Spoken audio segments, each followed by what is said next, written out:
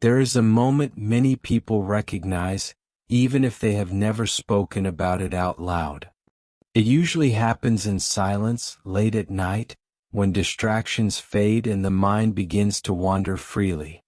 You imagine having more money, more freedom, more space to breathe, more control over your time and your choices. For a brief moment, the image feels exciting. Then something shifts. Your chest tightens. Your breathing becomes shallow. Your thoughts suddenly pull back. A quiet discomfort appears. And you don't know why. Most people interpret this reaction as realism. They believe it means they are being responsible, grounded, or cautious. But psychology suggests something very different. According to Carl Jung, much of human behavior is guided not by conscious intention, but by unconscious forces. These forces operate beneath awareness and shape reactions, choices, and limits without asking for permission. When it comes to money, these unconscious forces become especially powerful. Modern behavioral psychology and neuroscience consistently show that financial decisions are rarely logical. They are emotional. They are automatic. They are regulated by the nervous system long before rational thought appears. In simple terms, you may consciously desire wealth, while your body experiences it as a threat. This is not weakness. It is not a lack of discipline. It is a biological survival response. Trauma psychology explains that the nervous system prioritizes safety over growth. What feels familiar is interpreted as safe even when it is painful. What feels unfamiliar is interpreted as dangerous, even when it represents freedom. For many people, struggle is familiar. Scarcity is familiar. Financial stress is familiar. Wealth is not. If you grew up in an environment where money created anxiety, arguments, silence, or emotional distance, your nervous system learned to associate money with danger. You did not learn this through logic or explanation. You learned it through repeated emotional experience. As trauma researchers such as Bessel van der Kolk have shown, the body remembers what the conscious mind may not recall. So now, when wealth approaches, your body reacts before your thoughts do. Your heart rate changes. Your muscles tighten. Your attention shifts toward potential threat. You hesitate. You delay. You pull back. And you label this reaction as being careful or realistic. Another layer of fear comes from what psychology calls unconscious loyalty. Family systems psychology shows that human beings are deeply wired for belonging.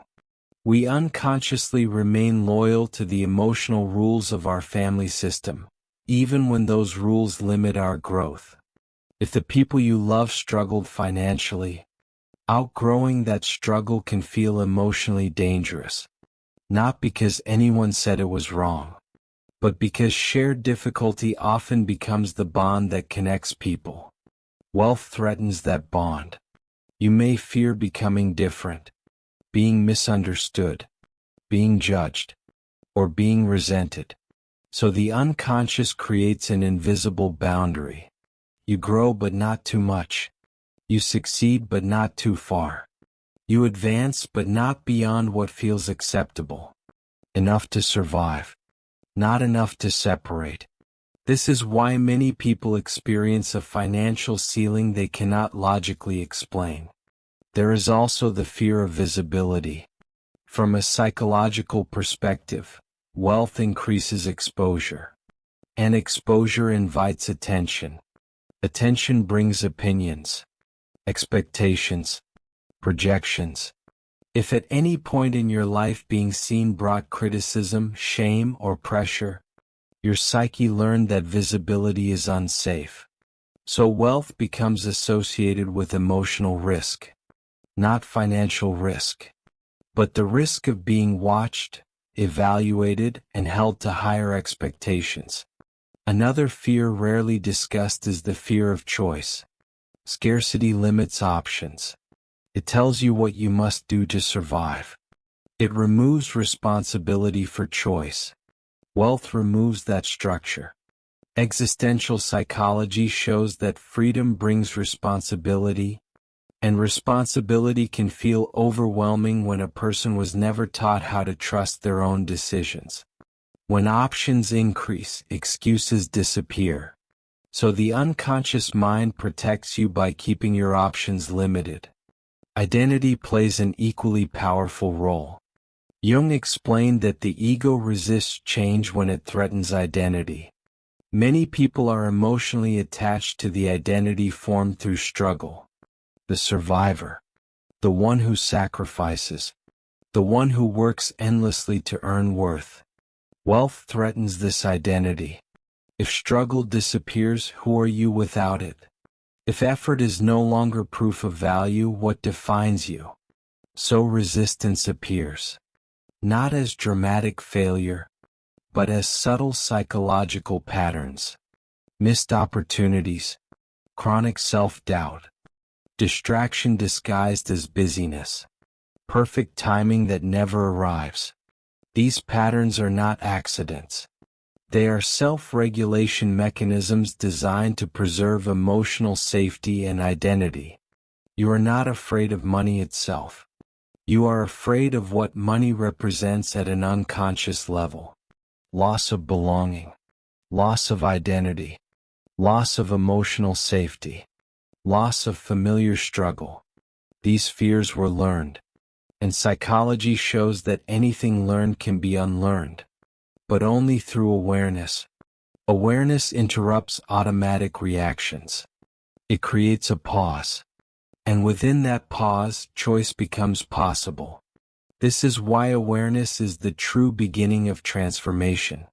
Not motivation, not force, not discipline. When fear remains unconscious, it controls behavior. When fear becomes conscious, it can be integrated. Instead of asking how to become wealthy, ask what wealth threatens inside you. What would change in your relationships, in your sense of self, and how others see you, and how you see yourself? These questions are not meant to judge you. They are meant to reveal what has been hidden.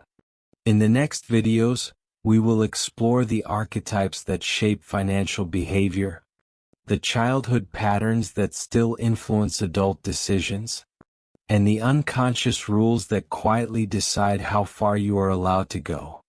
Because wealth is not created through pressure, motivation, or positive thinking alone. It is created through integration. When the parts of you that fear wealth are finally seen, understood, and respected, they no longer need to sabotage your future. This is not about becoming someone else. It is about becoming whole. And when that happens, wealth stops feeling dangerous. It starts feeling natural. This is the shadow of wealth. And this journey has only just begun.